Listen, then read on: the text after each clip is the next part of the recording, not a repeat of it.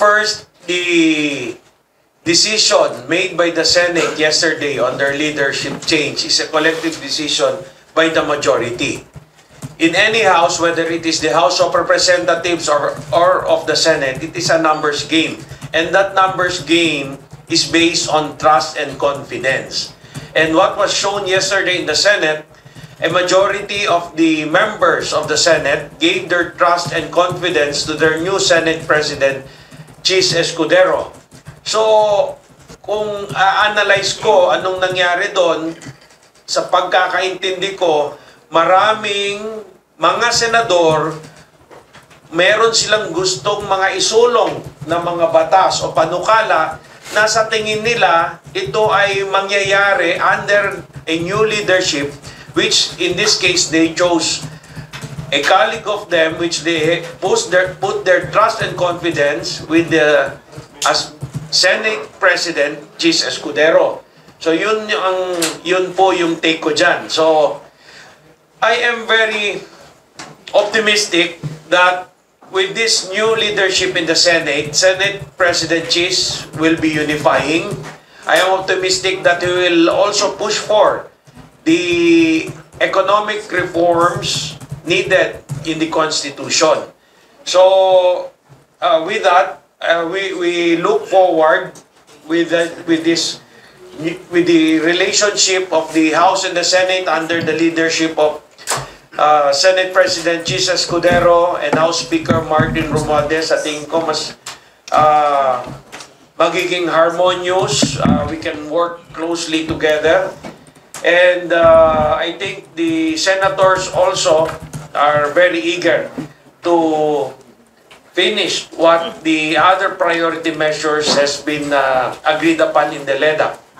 In fact, I already sent a message to the new majority leader in the Senate, Senate Majority Leader, Senator Francis Tolentino. I told him, Senator, I look forward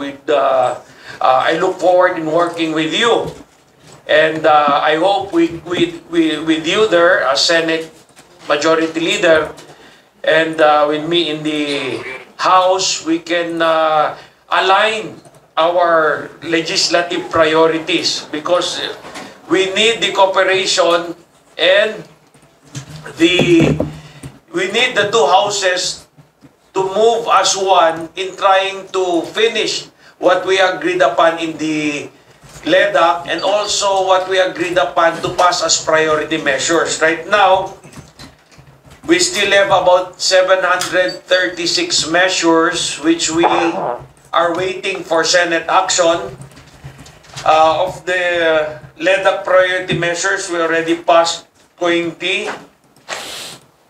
Meron pa kaming of course, the House already passed 56 out of 59.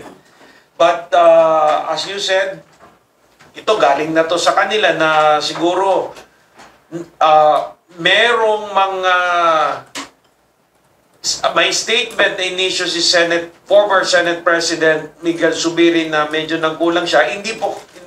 Siguro wala po sa amin ang desisyon na palitan siya. Ang desisyon po nasa bawat isang senador.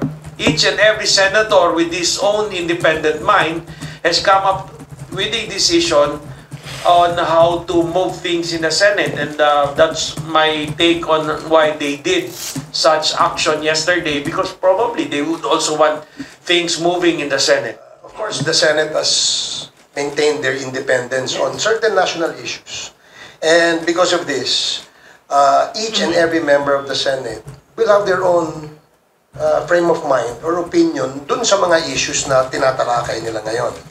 Ang priority talaga magkaroon ng alignment doon sa ginagawa ng lower house at saka ginagawa ng Senate o upper house. Because ang objective naman po ng Kongreso ay i-align yung legislative program doon sa legislative agenda ng ating administrasyon. So kung meron man pong mga gusot na nangyari along the way, doon sa kabilang bahay, siguro may kanya-kanya silang rason. That we don't know. But we've seen how the Senate has worked. We've seen how under the leadership of Senator Mig Subiri, they have produced bills that were passed on third reading as well, in the same way that the House did, in alliance or in accordance with the President Marcos's legislative agenda. So, in fairness, no, medyo maganda naman ang although maaring nagkaroon siguro ng konting gusot sa kanila na yon, no? Kung bakit nagkaroon ng palitan ng leadership, sa kanila na rin yon. But we'd like to give them that independence on that particular issue. Now, dun sa charter change o dun sa economic chacha, sa tingin ko, nagpa-public consultation pa lang naman sila sa ngayon. And all these public consultations they did all over the country probably have helped the senators, no, frame their opinion or come up with their opinion on that issue. Ang pinag-uusapan ho natin ay economic chacha. Wala hong pinag-uusapan dito na i-abolish ang Senado o gagalawin yung ating mga political provisions ng ating saligang batas. So napaka-importante ho na mapaliwanag sa ating mga kababayan na ang ating intensyon ay para ho bigyang palawakin, no, yung pag-iimbita ng mga investor dito sa ating bansa nang sa ganun ay makapagbigay po ng trabaho sa ating mga kababayan. Yun lamang po ang objective at layunin nitong economic chacha na ito. And I am sure the senators have already probably have their own decision on this when it comes to a point that they will decide whether to vote for this or vote against this.